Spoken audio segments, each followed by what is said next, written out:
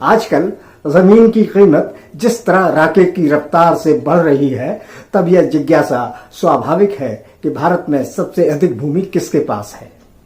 तो इसका आसान सा जवाब है कि भारत में सबसे अधिक भूमि निश्चित रूप से भारत सरकार के स्वामित्व में है।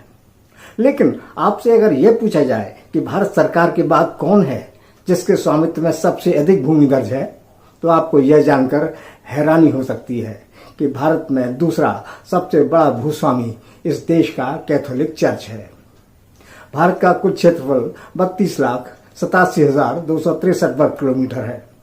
गवर्नमेंट लैंड इंफॉर्मेशन सिस्टम की वेबसाइट पर दी गई जानकारी के अनुसार फरवरी 2021 तक लगभग 15,531 वर्ग किलोमीटर भूमि भारत सरकार के नाम दर्ज थी।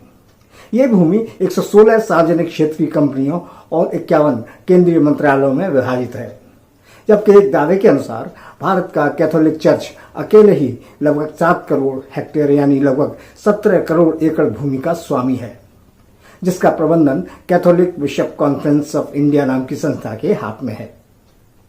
जानकारों ने इस पूरी प्रॉपर्टी की कीमत 20,000 करोड़ से भी अधिक होने का अनुमान लगाया है।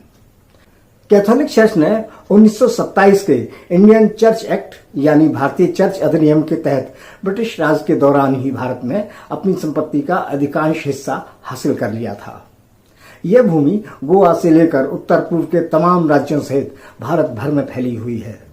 हालांकि अंग्रेजी राज में ईसाई धर्म के प्रचार के नाम पर यह भूमि नाम मात्र के किराए के बदले में चर्च को पट्टे पर दे दी गई थी, मगर दावा किया जा रहा है कि चर्च ने कानूनी तौर के अलावा बहुत बड़ी मात्रा में जमीन को जोर जबरदस्ती और छलबल से भी हड़पा है।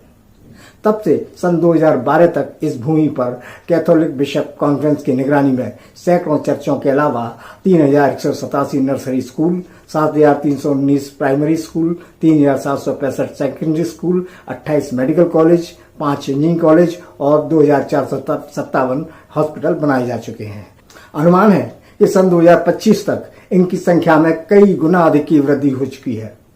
और हिंदू समाज है कि देश में चर्च की भूमि के आकार को सुरसा के मुंह की तरह पल पल फैलते देखकर भी पूरी तरह बेखबर बना हुआ है।